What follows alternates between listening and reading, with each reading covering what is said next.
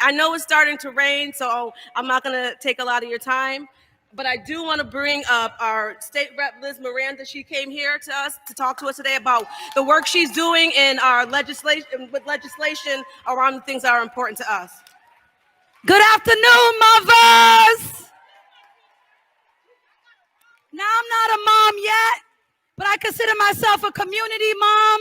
And for all the community mothers and the allies and the man who stand next to us, I would love to start. I just came from Franklin Park where there was a ride for Black Lives. So I've lost a little bit of my voice, but I want to let you know that there are thousands of people riding through the South End right now, joining in the same commitment.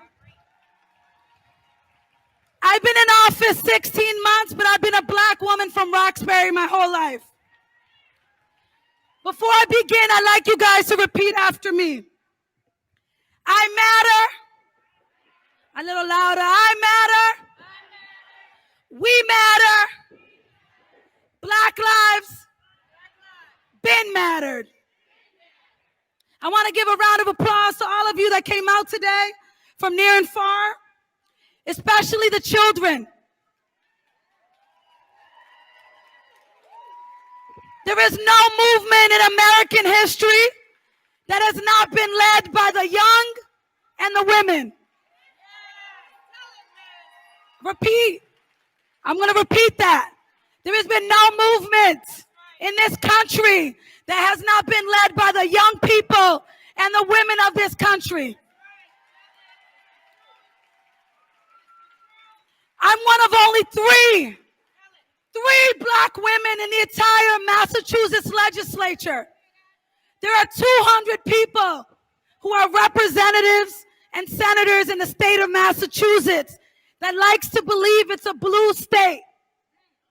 I want to remind you it's a blue state until we talk about public safety and criminal justice. For the last 10 days, after I filed HD 5128, an act to save Black lives and to transform public safety, which would ban no-knock warrants, which would make police misconduct records public, which would create a duty to intervene, which would create a pipeline to withhold liability, and to start the divestment of the millions and millions of dollars we spend in public safety that we do not spend in education, in mitigating the housing segregation we created, the poverty we created, and economic disinvestment. I've been getting death threats. People have been calling my personal cell phone. But you know what they won't do? They won't come to Roxbury. They're not coming to Roxbury to tell me that I'm dumb. I try to remind them that I have a Wellesley degree. I graduated with honors. But before I went to Wellesley, I graduated from surviving the streets of Roxbury. Roxbury has a 33-year difference in life expectancy than the Back Bay. 5 bus stops away from Dudley Square, where I used to take the bus in front of BU to go back to Wellesley, people get to live to their 92, while my people and my parents can't live to 59. That is unjust, and we must start teaching our young people now that Massachusetts and Boston were accomplices. We can't walk away and say it just happened in Ferguson. We can't just say it just happened in Minneapolis. We can't just say it just happened in Baltimore or Atlanta, because it has happened here. And unless we have meaningful legislation, it will happen here again. We cannot wait for next session or next year, because Black and brown people, particularly immigrants and those that are documented, who go to work in our companies, our hospitals, and our factories do not feel safe. Policing in Wellesley does not look like policing in Roxbury. That's why we need to ban tear gas. We need to ban kinetic weapons. We need to ban those dogs you love so much, but you use to intimidate us and harm us. So I want to make sure that folks understand that you have to be stretched. You have to be uncomfortable. Some of you are married to people who don't get it. Some of you have parents and family members who don't get it. Some of you are here and still don't get it. And it's okay, because I understand that me, as a Wellesley College educated woman, also have privilege as a black woman. When I returned back to my community, things were different. I was able to see things differently. And we should be protected to have the same happy, healthy, and safe lives set in our laws, in our Constitution of Massachusetts and the Constitution of this country. I'll end, because it's starting to rain and the water's not going to hurt nobody. It might hurt my iPad, though. That the quotes of Barbara Jordan. We hear a lot about movement builders. We hear a lot about Dr. King. But people don't talk a lot about Fannie Lou Hamer and Barbara Jordan. There would be no Dr. King without those women.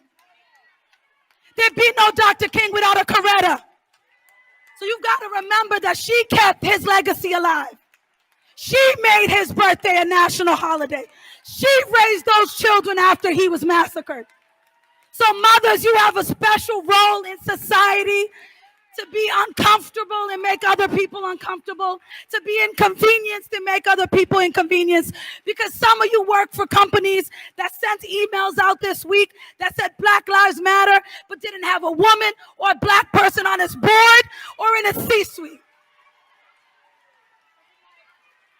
You cannot tell other people that Black Lives Matter when you do not practice that in your own companies, in your own churches, in your own schools. Some of you believe that you're not racist, but would not send your kids to the same schools our children are forced to go to. Whether you send your kids to a Catholic school, a private school, a Catholic school, we still got to fix our public schools. Amen. Because the most vulnerable students go there because they don't have a means to go elsewhere. So in the spirit of Barbara Jordan, I want to say 3 codes. A spirit of harmony can only survive if each of us remembers when bitterness and self-interest seem to prevail, that we share a common destiny. All matter, but Black Lives Matter today especially. If the society today allows wrongs to go unchallenged, the impression created, and this is very important, that those wrongs have the approval of the majority. Right? If they don't go challenge it, it makes people believe that the oppressed people like their oppression. We do not like our oppression. We should be ashamed of ourselves to talk about our liberalism and have 3 black women serving in the Massachusetts House of Representatives. And when we add our Asian sisters and our biracial sisters, there are 6. And when we add our brothers, there are 13. 13 out of 200 in the oldest government in America. So we've got homework. We've got work to do. And I just encourage you to understand that we are tired.